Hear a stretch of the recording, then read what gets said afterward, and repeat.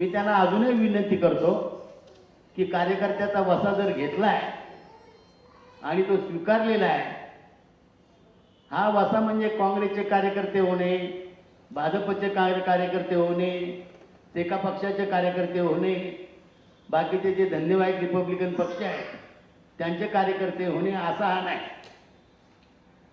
ही संघटना आणि हा वसा अशी धारा व्रत तलवारीच्या धारदार पात्यावरून चालणे आणि हे कशासाठी? तो स्वतःच्या उत्थानासाठी, स्वतःच्या कुटुंबाच्या उत्थानासाठी, स्वतःच्या समाजासाठी, गरीब समाजासाठी, जो पिळला गेलेला समाज आहे त्याच्यासाठी, जो शोषित आहे समाज त्याच्यासाठी आहे.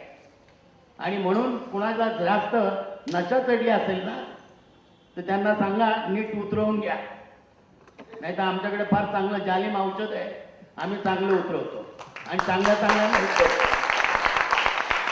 गरीब बिचाऱ्या पाचे पारदे समाजाला गेली 1 वर्ष नादी लावलं.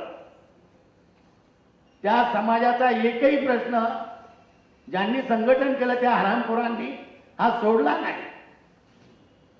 आणि मग त्यांच्यातल्या ज्या आपसातल्या मारामाऱ्या होतात, रात्री अपरात्री स्त्रिया माझ्या घरी येतात आणि आमच्या कुटुंबाच्या कलामध्ये जरा लक्ष घाला सांगतात. मग हे हरामखोर कार्यकर्ते, त्यांना संघटित करणारे कार्यकर्ते, त्यांच्या शाखा काढून त्यांच्याकडनं पैसे उकळून हे काय झाटून पडतात काय? लाज वाटत नाही हरामखोरांना?